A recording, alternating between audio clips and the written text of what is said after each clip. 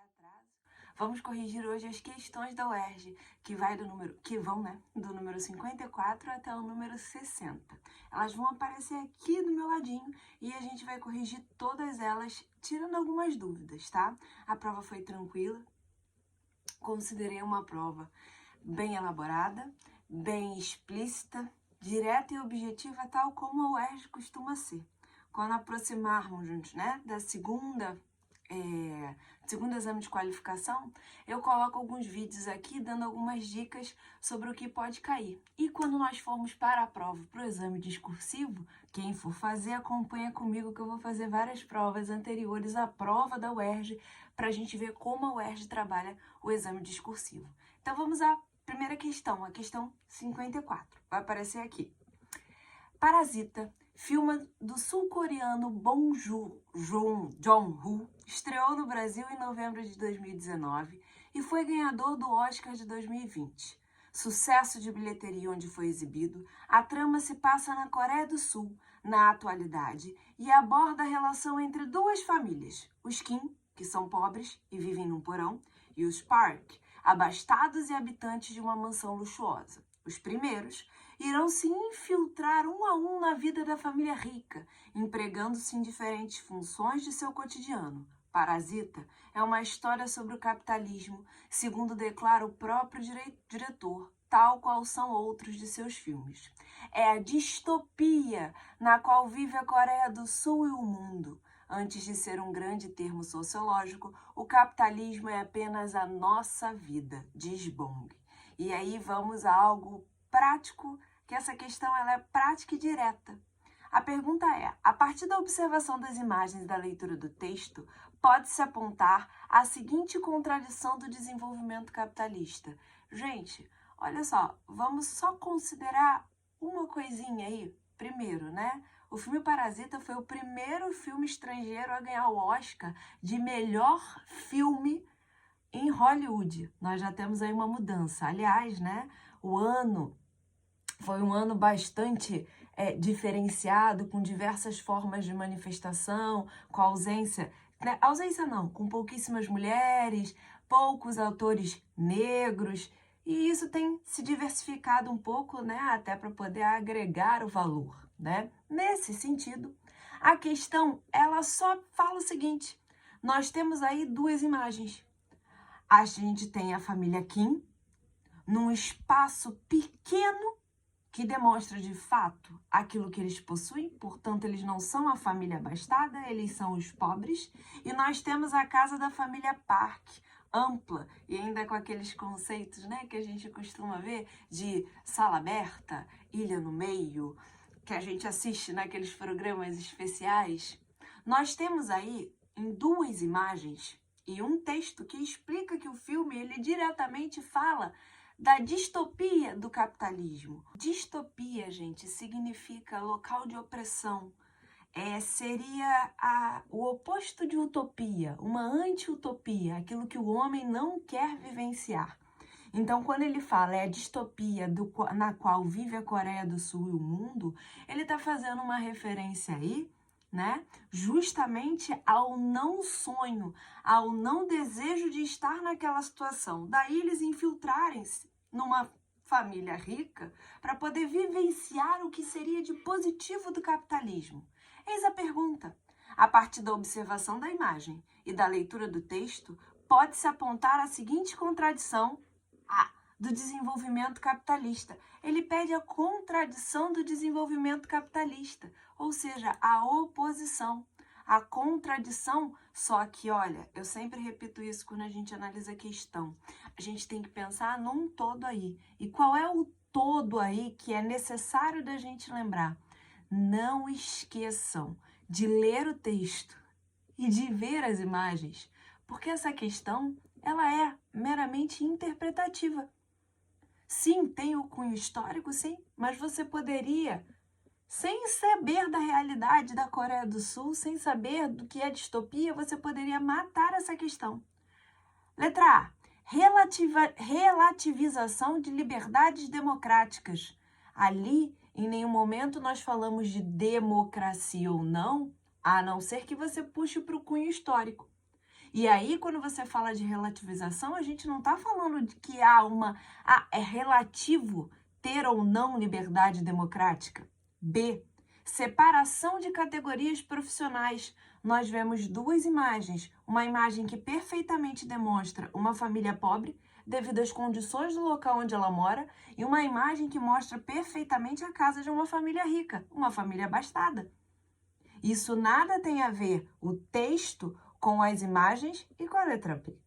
Nós não falamos de categorias profissionais. C, espacialização das hierarquias sociais. Opa, espacialização, definição de espaço, que é o que nós temos aí no caso. Nós temos o espaço designado, aquele que é antiutópico, distópico, né?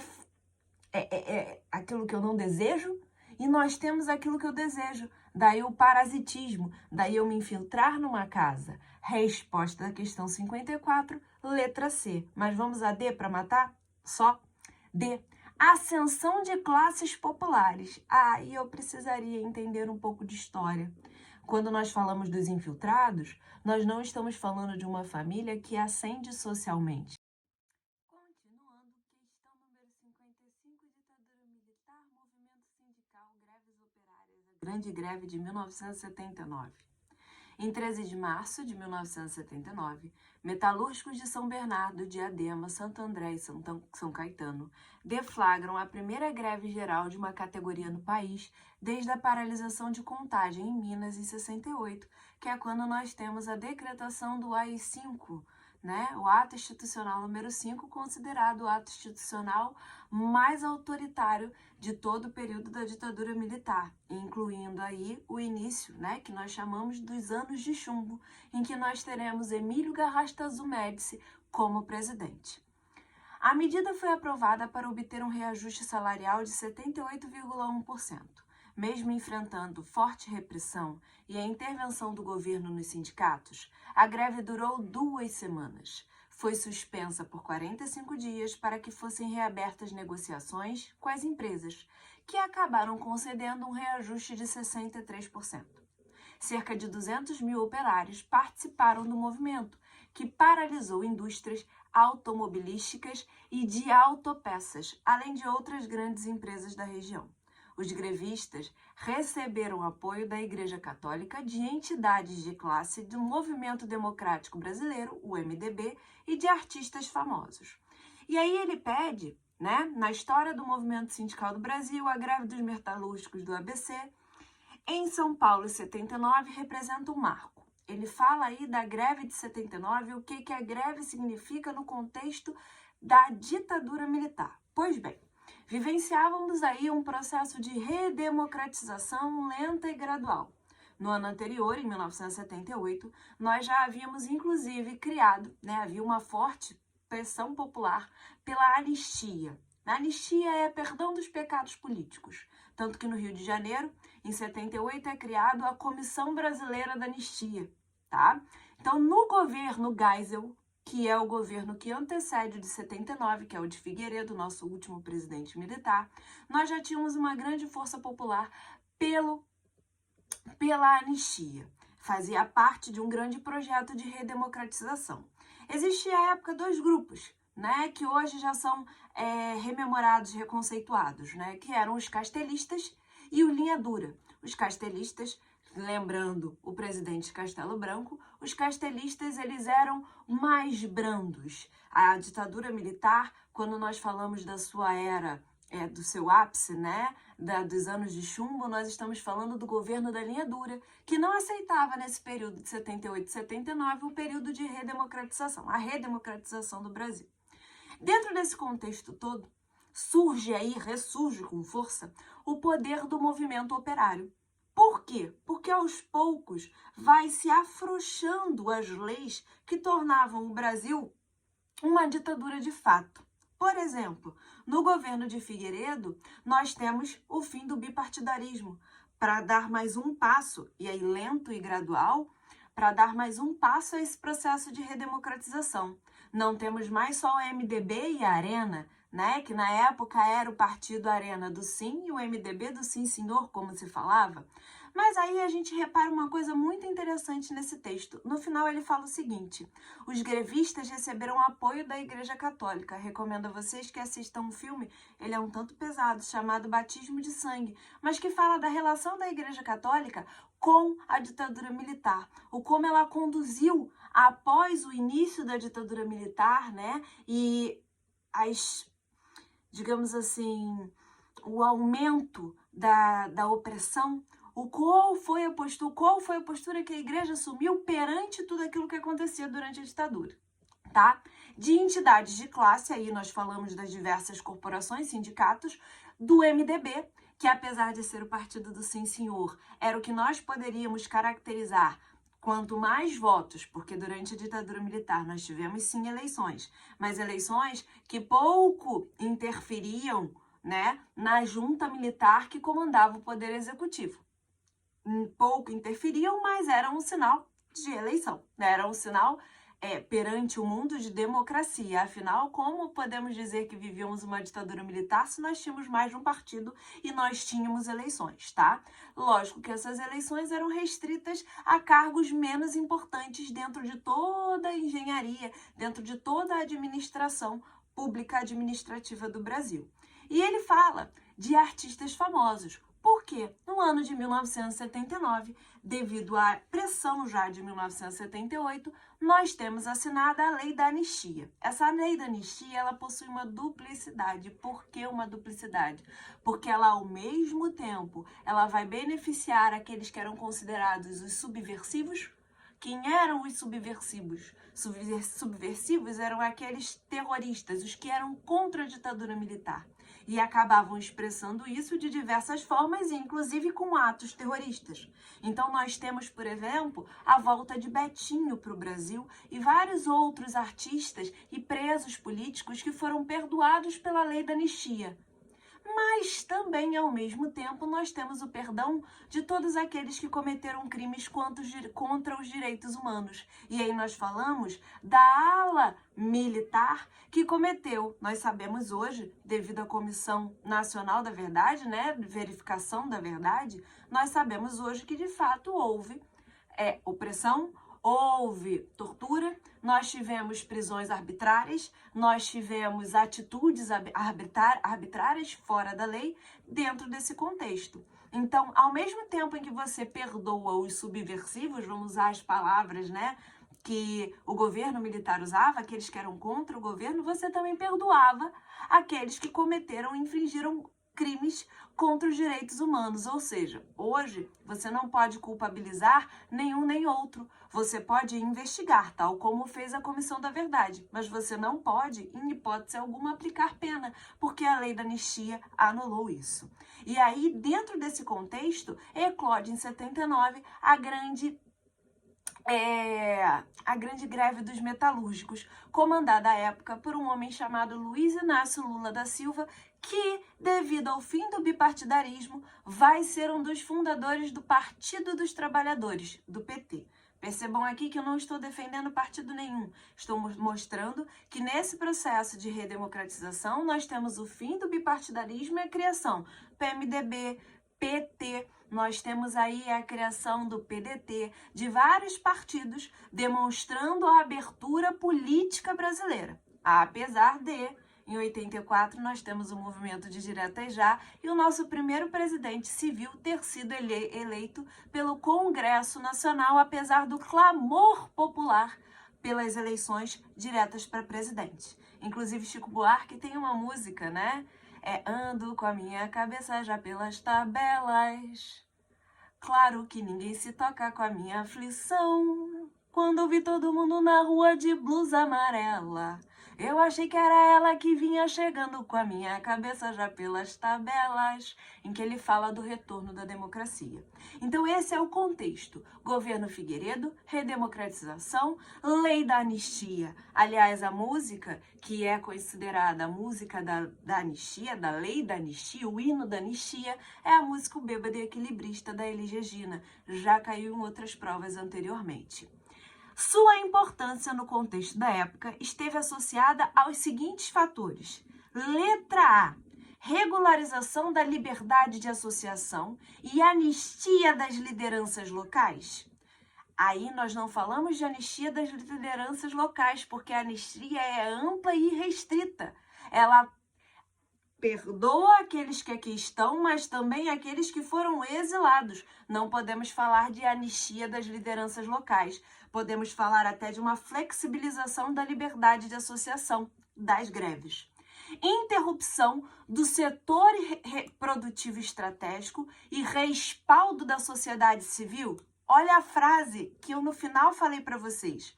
Os grevistas receberam apoio da igreja, de entidades de classes, do MDB e de artistas famosos, ou seja, da sociedade civil. Nós tínhamos um setor estratégico paralisado, era necessário que ele voltasse a funcionar para que a economia continuasse a girar, mas ao mesmo tempo nós tínhamos o apoio de quem? Nós tínhamos o apoio da sociedade civil. A resposta da questão 55 é a letra B. Aí, vamos lá, letra C. Garantia da estabilidade de emprego? Não. O FGTS substituiu a estabilidade de emprego em 1967. Dia 1º de janeiro isso foi votado, porque antes existia sim a estabilidade de emprego a partir de um determinado período de tempo em que você estava nele. O FGTS, o Fundo de Garantia por Tempo de Serviço, substituiu isso. Em 1988, com a Constituição Cidadã, nós tivemos uma mudança bem significativa. Para que não fossem feitas demissões arbitrárias devido à não estabilidade de emprego, foi criada a demissão por justa causa ou sem justa causa, o que dá ao empregador a obrigação de 40% do FGTS ele pagar como indenização, além de outras pequenas indenizações.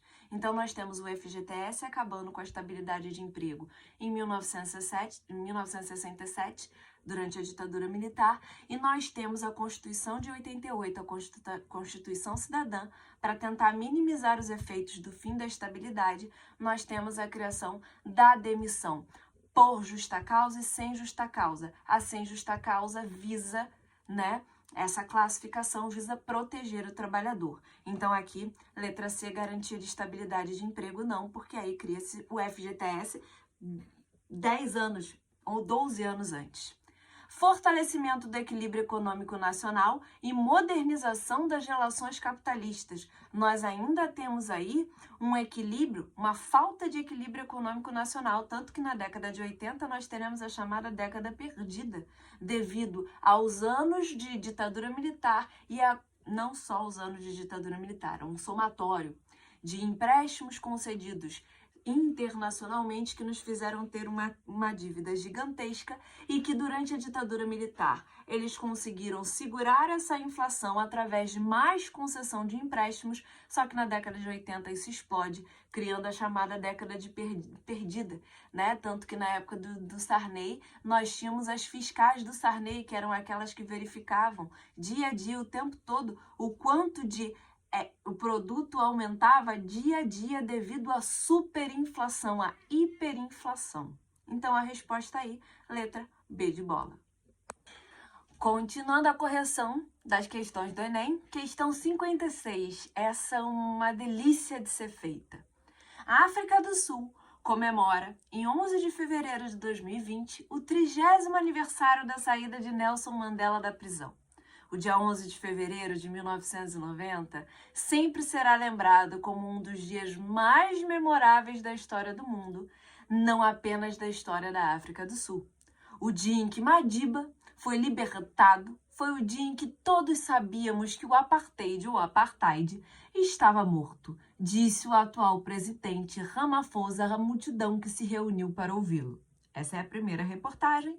Segunda, nós temos uma imagem que vocês podem ver aqui do lado, ou até ampliada mesmo no próprio site da UERJ, que é uma imagem de 2 bairros, divididos por uma rua. Perto de Joanesburgo, uma autoestrada separa 2 comunidades contrastantes. O bairro burguês, majoritariamente branco, o Primrose, e a povoação de Macauze, onde os mineiros desempregados se apropriaram de terras na década de 90. Quase todos os seus moradores são negros. Temos, então, um bairro majoritariamente branco abastado, rico, e um bairro majoritariamente negro de invasão de terras, pobre, dividido por uma autoestrada, e a gente repara aí até nas construções. Fizemos uma questão similar agora há pouco, de segregação espacial.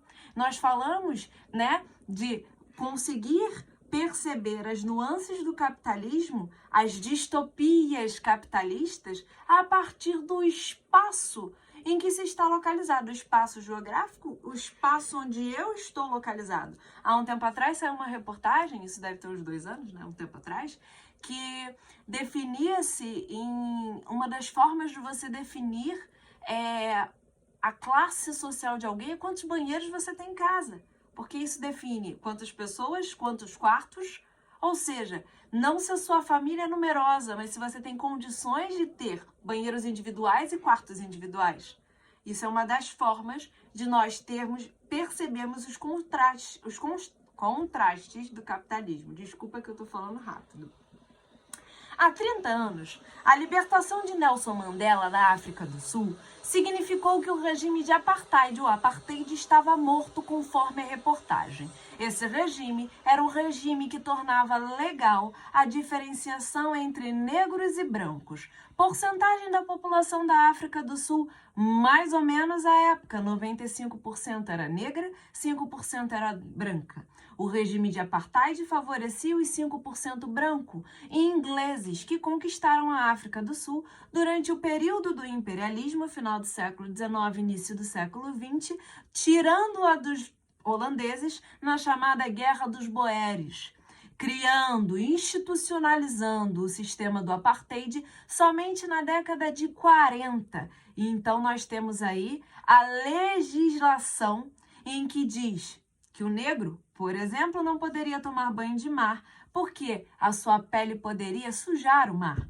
Nós tínhamos a obrigatoriedade de andar com documentos tais como nós andamos com passaporte em países estrangeiros, porque do contrário você seria preso. Justificar o porquê está andando na rua, mas a toda a população? Não, somente aos negros. Existem vários filmes com o nome Mandela que narram essa história, inclusive uma com Morgan Freeman, que é maravilhoso. A pergunta é, na atualidade, a fotografia aérea, de baixo, de Logradouro, da cidade de Joanesburgo, representa a seguinte herança do regime do apartheid, similar ali em cima aos infiltrados na Coreia. Letra A. Rigidez do planejamento urbano. Rigidez do planejamento urbano seria algo similar, não havendo diferenciação e hierarquização social. B. Modernização do transporte público. Nós não vemos nenhum tipo de associação ao transporte público, a não ser referência a uma autoestrada, onde passam carros, caminhões e ônibus. C. Aprimoramento do manejo ambiental. Não se percebe na imagem nenhum tipo de planejamento da cidade, dessa parte da cidade de Joanesburgo, seja ambiental, seja no âmbito do transporte público, na organização urbana. Resposta, letra D.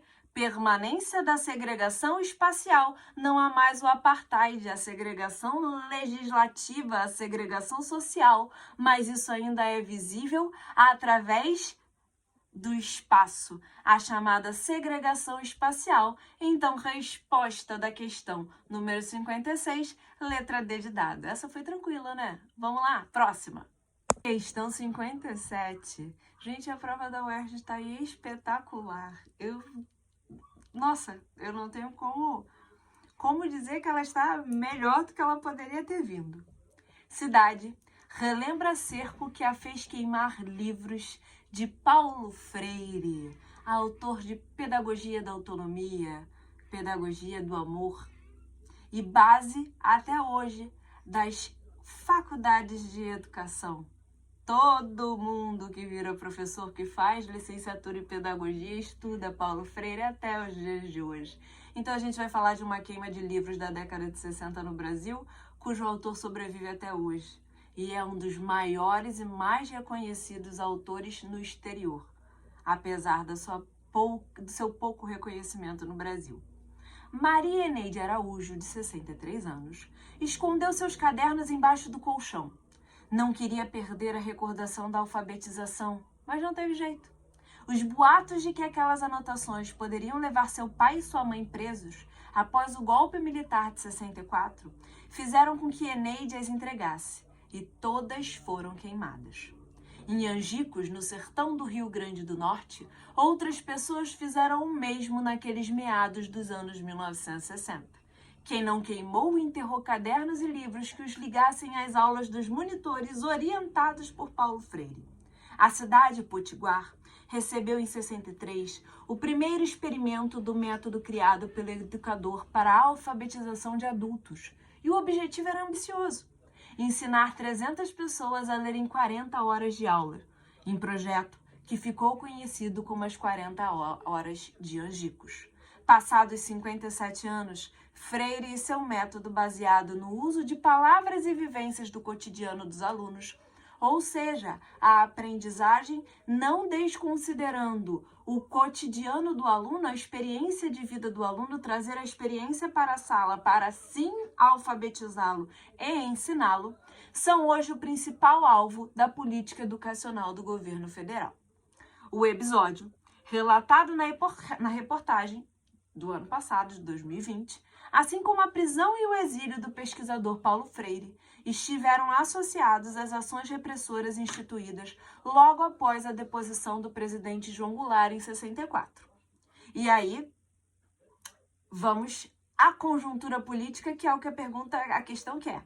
Naquela conjuntura política, os novos governantes justificaram ações dessa natureza, alegando a necessidade de evitar um contexto de década de 60, nós temos o ápice da chamada Guerra Fria, inclusive quando no ano de 1961 nós temos a crise dos mísseis, que quase faz com que nós tenhamos de fato uma guerra nuclear entre Estados Unidos e União Soviética. Era a Guerra Fria, era a bipolarização dos sistemas econômicos, o capitalismo e o socialismo ou comunismo, dependendo de onde vocês estudem, qual conceito vocês abordem. Então, dentro desse contexto, nós tínhamos áreas de influência e busca de áreas de influência, que muito nos rememora o imperialismo e o processo de colonização. A área de influência era como jogar War.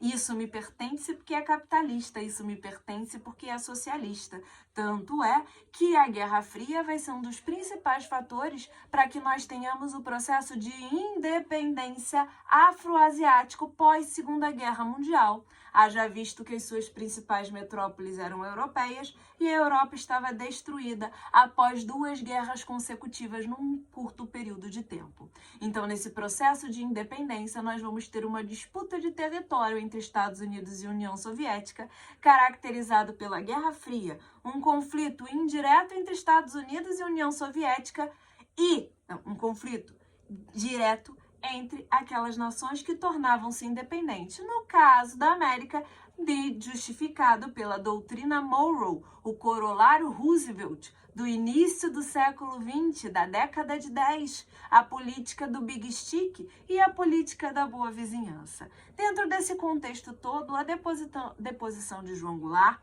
ela ocorre após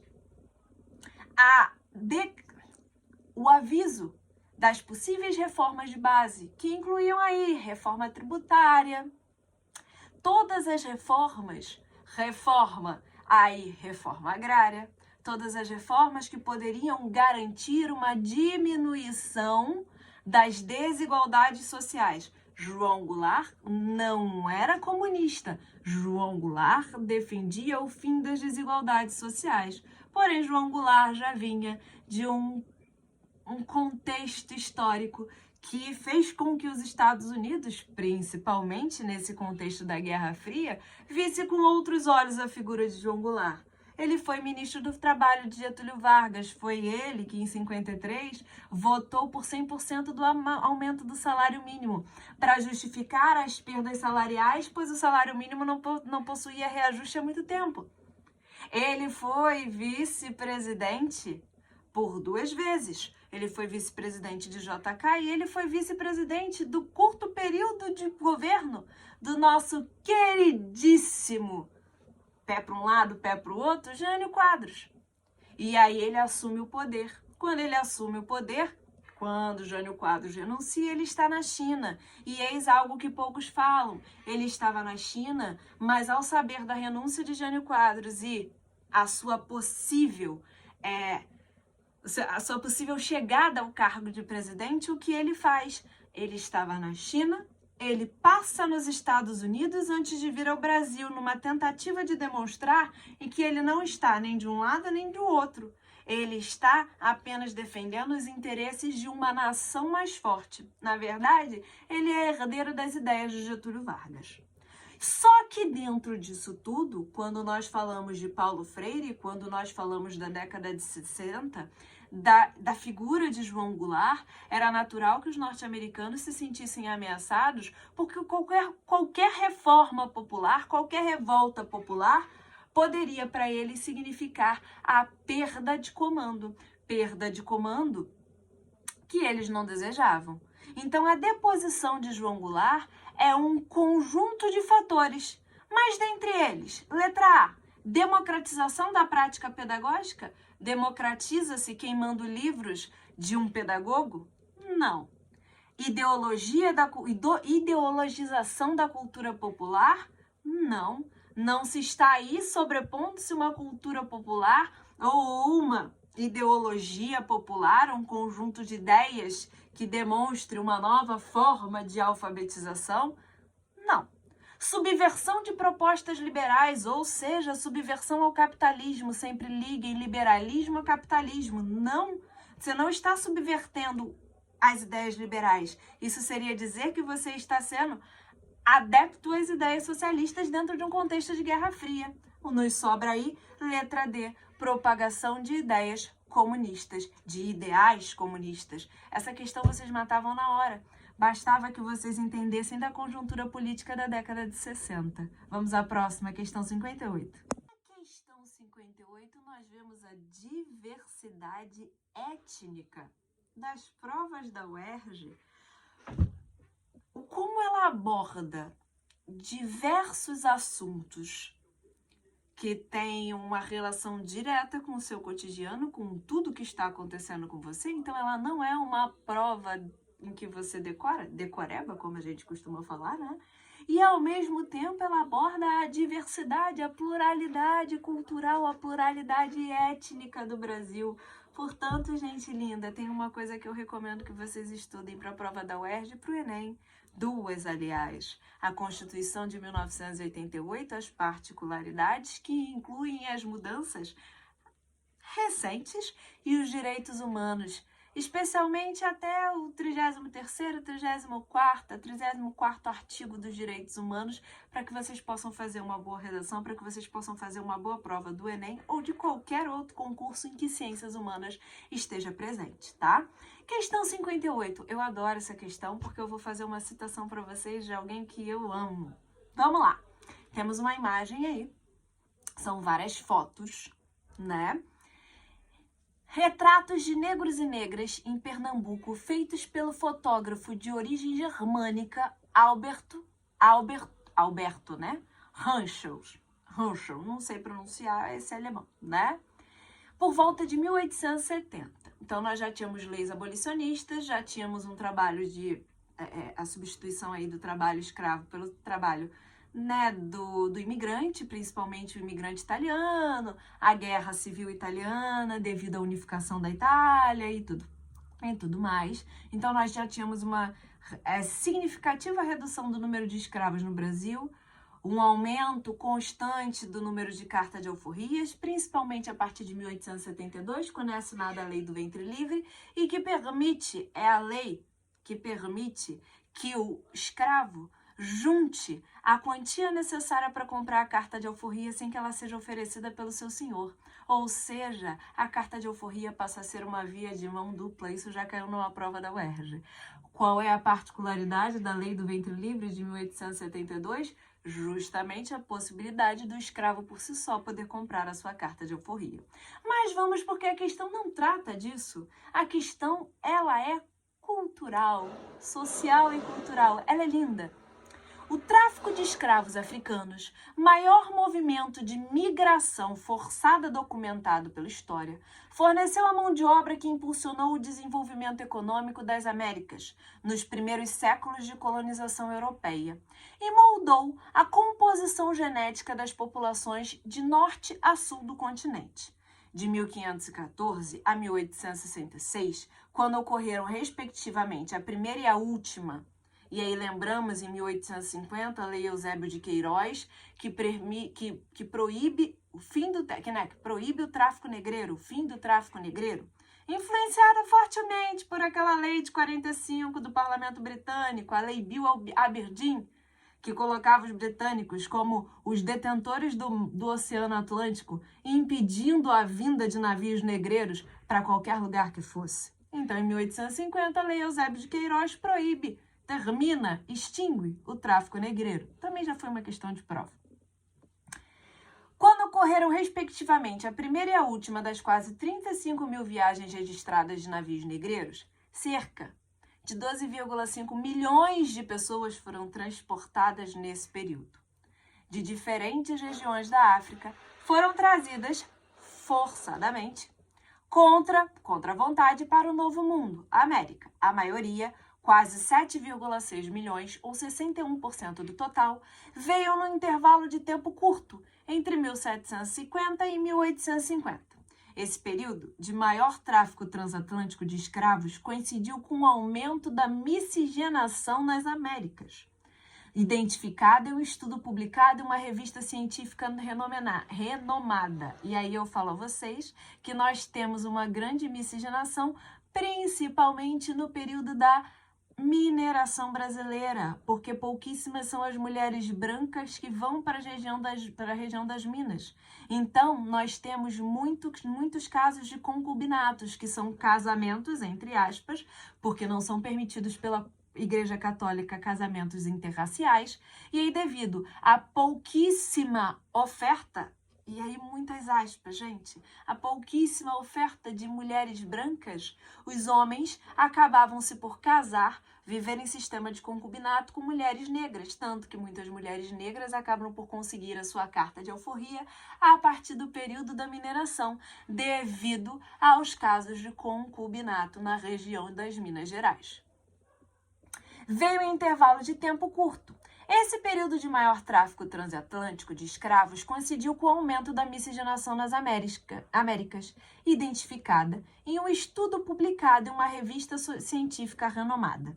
Segundo o geneticista Eduardo Tarazona Santos, o número de pessoas deslocadas nessa diáspora forçada, foi tão grande que trouxe para as Américas representantes de toda a diversidade genética da África. Nós estamos falando de um geneticista, de uma análise genética, ou seja, dos nossos genes, da nossa ancestralidade, de como nós somos compostos. E aí nós temos as diversidades, as pluralidades culturais ou pluralidades étnicas provenientes das várias regiões do continente africano. Não desconsiderem que são diversas tribos, tais como os indígenas que aqui estavam quando os portugueses chegaram, né? É adaptado de uma reportagem de 2020. Ao investigar a diversidade das populações africanas e seus vínculos com a miscigenação das populações afro-americanas, a pesquisa mencionada contribui para a crítica do racismo por valorizar o seguinte aspecto: criticar o racismo, criticar o preconceito racial, criticar a hierarquia através da raça, criticar em si, gente, a própria formação da sociedade brasileira. Letra A. Hierarquização das heranças da matriz étnica, ou seja, existe uma etnia, uma cultura africana superior a outra? Não há uma hierarquização. Há aí uma demonstração da pluralidade étnica. Letra B. Descrição das práticas de orientação eugênica de seleção, de superioridade, a eugenia tão propagada, pelo imperialismo, pelo neocolonialismo e pelos regimes totalitários, principalmente o nazismo, o antissemitismo na Europa? Não. Letra C, redefinição das dinâmicas de mobilidade geográfica. Não, nós estamos falando aí de onde nós viemos, nós brasileiros, dos diversos cantos do continente africano, das diversas matrizes étnicas, pluralidade, gente, pluralidade cultural, tá? Aí incorporo a professora de sociologia que sou e de filosofia também. Letra D, que é o que nos sobra, mas vamos ver. Caracterização das relações de ancestralidade biológica. Quando eu faço uma análise genética, eu estou buscando a origem de quem eu sou. Nós vemos aqui negros e negras que possuem características diferenciadas. Portanto, a sua ancestralidade biológica, de onde eles vieram, a sua ancestralidade genética está marcada aí. Resposta letra D. E acima aqui da letra D, eu vou escrever o nome de um cara que sempre cai em vestibular e em todo livro didático tem. Jean-Baptiste Debré. Debré, mulato, vem para o Brasil no ano de 1817, no chamado período joanino, quando Dom João VI traz para o Brasil a missão artística francesa. Jean-Baptiste Debré vai, de todas as formas, narrar o cotidiano, porque ele impressiona-se pela sociedade brasileira, pela grande disparidade em relação às cores. Então ele vai pintar a realidade, o cotidiano brasileiro. É um material riquíssimo. Todo livro de história tem. Quase toda prova de história cai. E Debré vai ser um dos primeiros a catalogar pela vista, pela ciência contemplativa. Ele vai ser o primeiro a observar as diferenças estruturais entre indígenas, grupos indígenas diferentes e grupos negros diferentes, afrodescendentes, que eles possuem peculiaridades, ora, que eles são diferentes entre si, diante de uma sociedade escravocrata que considerava todo negro igual. Ele faz uma pesquisa detalhada em que ele mostra os diversos rostos que ele vê, tanto de índios quanto de negros. Não é uma pesquisa genética, mas já é o início da demonstração de que há uma multiplicidade étnica. Vamos lá, agora a questão 59.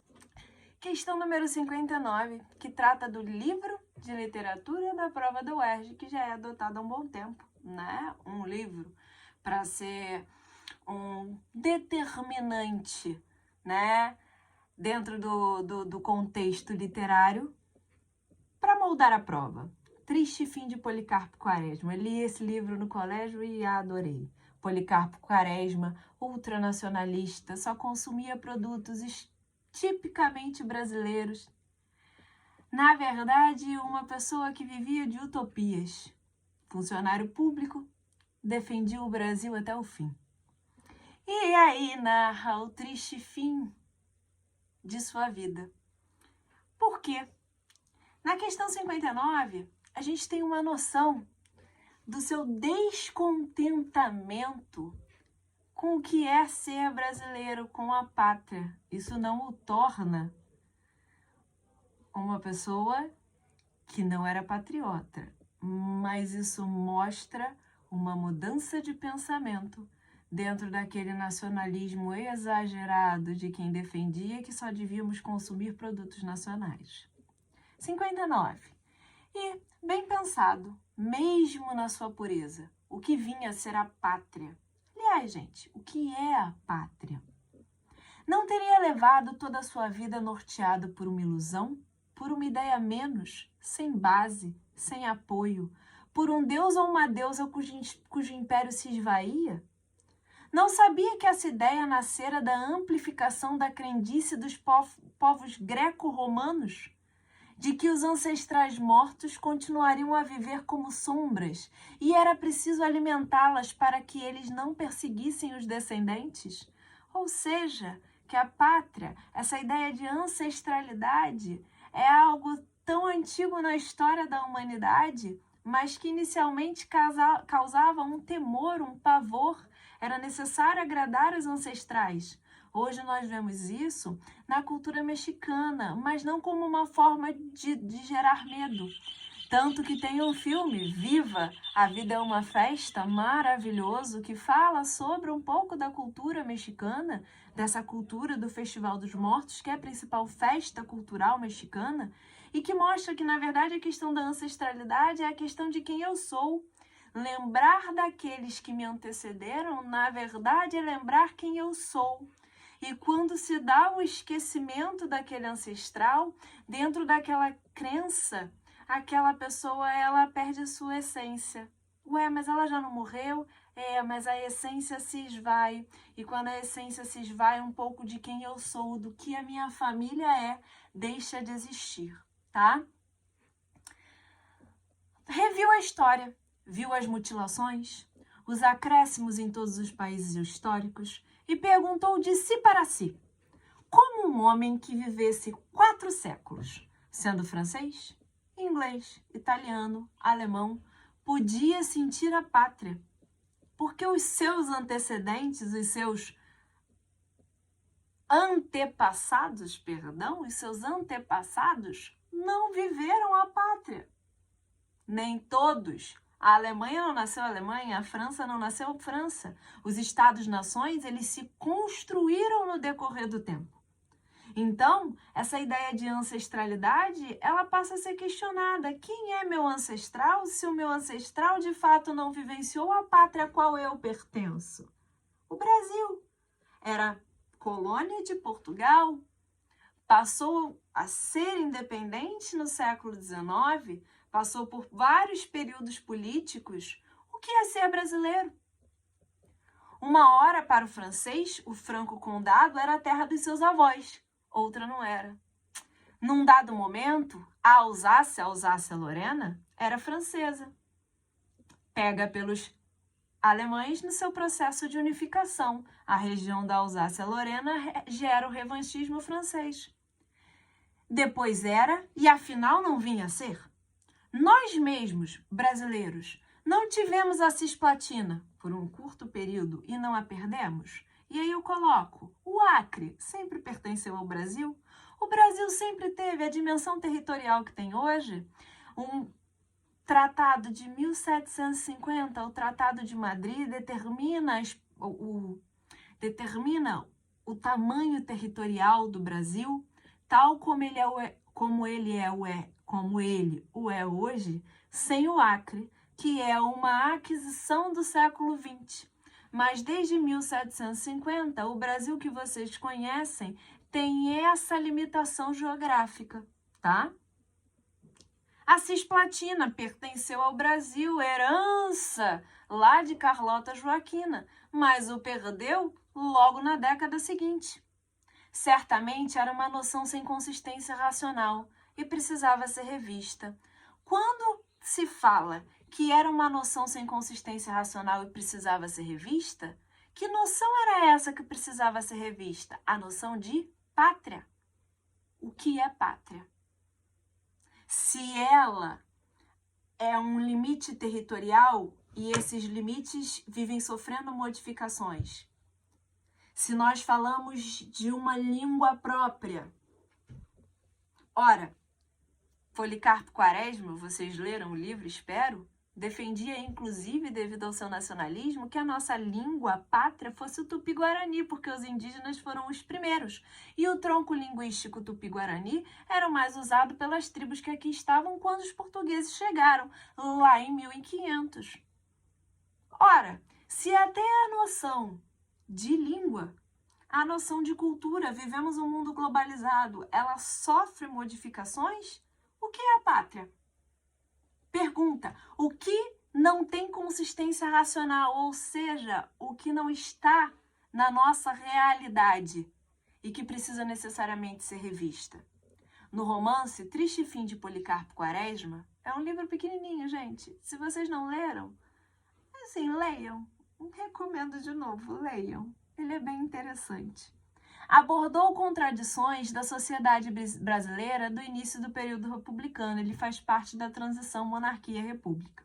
Nesse contexto, na reflexão que faz no trecho citado, o personagem Major Quaresma ressalta o entendimento em que a noção de pátria pode ser definida atualmente como: o que é pátria? Por que ela precisa ser revista, segundo o próprio Major Quaresma? Letra A, uma herança cultural?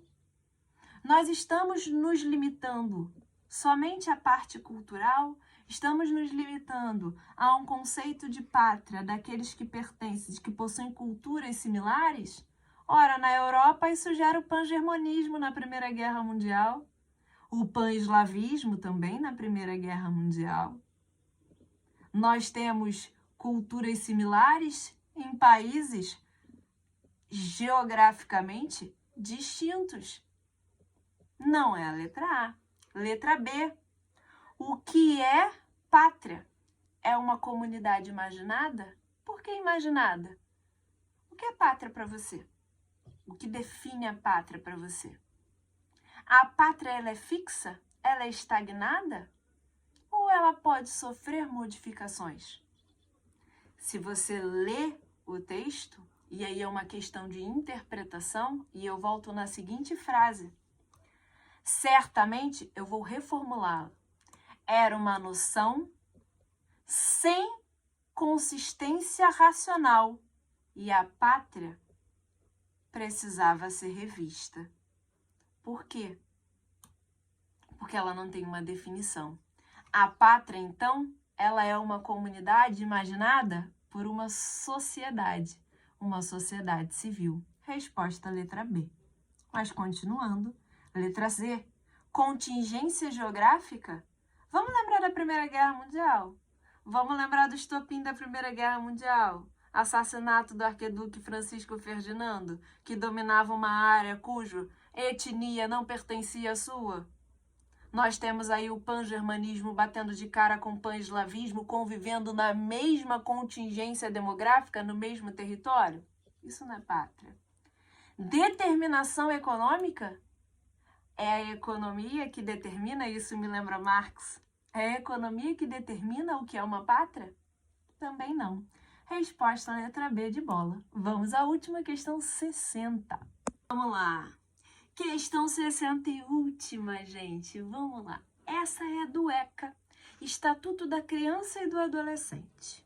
Ela tem como objetivo garantir os direitos humanos a crianças e adolescentes. E aí depois eu vou dizer os 5 princípios básicos, mas primeiro vamos ler a própria questão. O grito.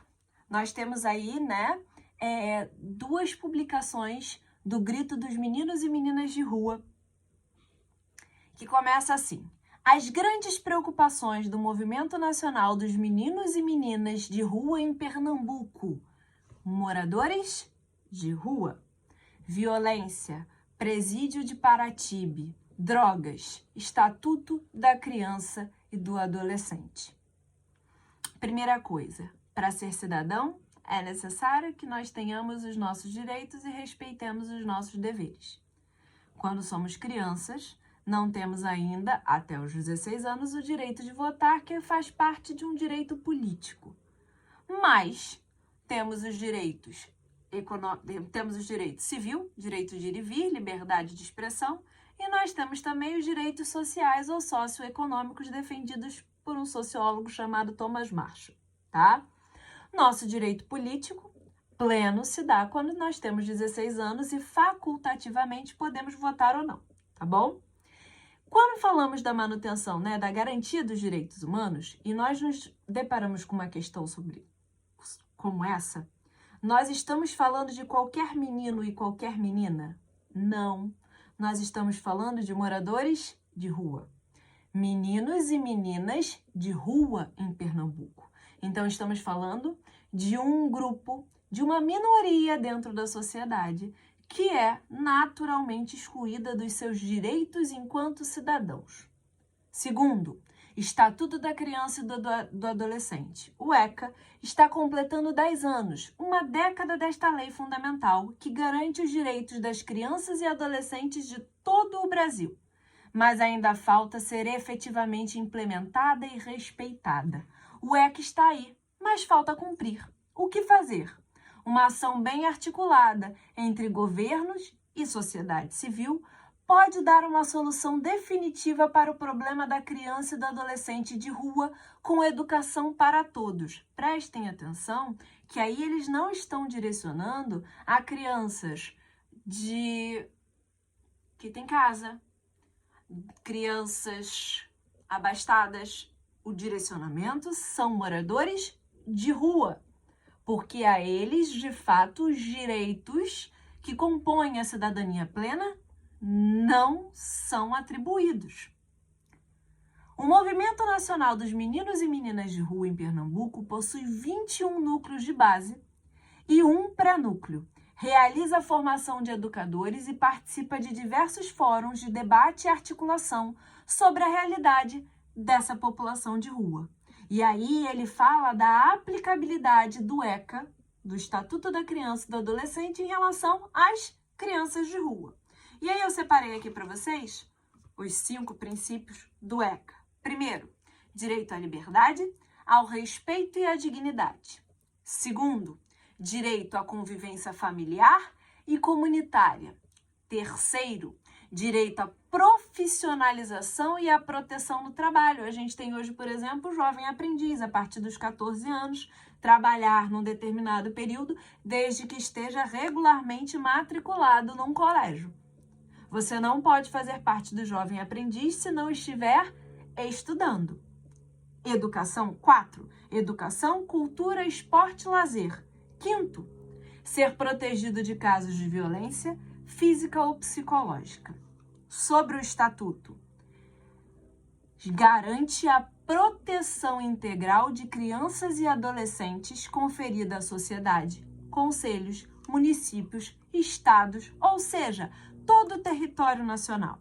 E aí nós temos um manifesto aqui por esses direitos às crianças que moram nas ruas. Os textos acima fazem parte de uma edição de 2000 da publicação O Grito dos Meninos e Meninas de Rua. Essa publicação foi uma das ações que integrou o Movimento Nacional de Meninos e Meninas de Rua, criado em 1985, ou seja, antes da Constituição Cidadã, antes de mim, que nasci em 88, cuja mobilização teve papel fundamental para a aprovação em 1990 do Estatuto da Criança e do Adolescente, do ECA, pelo Congresso Nacional. Ao comparar o conteúdo dos textos e a situação socioeconômica atual, e aí voltamos à situação dos moradores de rua, identifica-se que o principal aspecto que compromete a aplicação do ECA, e aí, em relação a que parcela da sociedade, moradores de rua, é, letra A, disparidade de renda familiar? Sim. Guarda a letra A aí no coração? Guarda. Porque se renda familiar tivesse, não seriam moradores de rua. Professora, conheço muita gente que mora na rua e trabalha, sim. Mas o ECA, ele deveria garantir moradia a todos. Mas vamos lá. Estagnação da oferta laboral. Nós temos, sim, um processo aí de diminuição da oferta de emprego, mas nós estamos falando em relação a crianças e adolescentes. E aí a pergunta é, o principal aspecto que compromete a aplicação do ECA é a falta de trabalho para crianças e adolescentes? Letra C. Interrupção de reformas urbanas? Não, o texto não fala, não exige reformas urbanas. Não está pedindo para criarem casas para os adolescentes. Está exigindo que eles tenham direito, por exemplo, a não sofrer violência. A hoje, que nós tivemos uma noite de frio E nós tivemos um número altíssimo de moradores de rua que foram à morte devido à falta de cobertor. A minha risada, gente, não é de ironia, não. Não é de alegria, não. É uma risada de nervoso. Toda vez que eu fico nervosa, eu rio. Analfabetismo das populações rurais. Em algum momento nós fizemos referência, o texto faz referência a isso? Não. A maior dificuldade que o ECA encontra hoje é a diferença de renda familiar. Porque muitos têm muito e poucos têm pouco. Nós temos crescendo um grande quantitativo, uma grande quantidade de população de rua. E isso é visível porque nós vivemos uma crise.